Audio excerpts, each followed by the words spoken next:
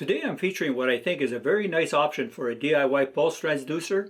It's a 3D printer project, a collaboration with Dave Sage, an early subscriber to this channel and a member of our H-Scope Telegram group. Pulse transducers are also known as pressure drop sensors, and since Dave did all of the CAD work on this project, I've named this Ds-Pds.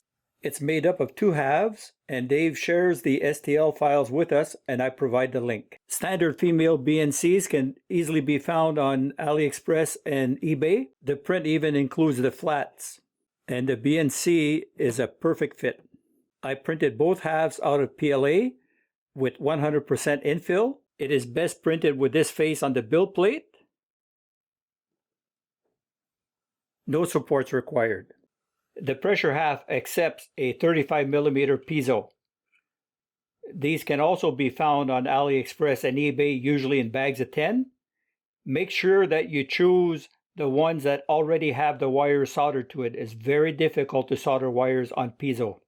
The design incorporates a barbed hose connector, so we don't have to hunt down that fitting. It is best printed with this face on the build plate with a brim, which tears off easily afterwards. For the proper response polarity, the black wire goes to the center pin of the BNC. And then the two halves are assembled with crazy glue. These are a nice DIY option for a pulse transducer if you or a friend has access to a 3D printer. And I'm told that they make pretty nice Christmas presents. I've included a link to Dave Sage's website. He builds these model engines like from scratch, and they run.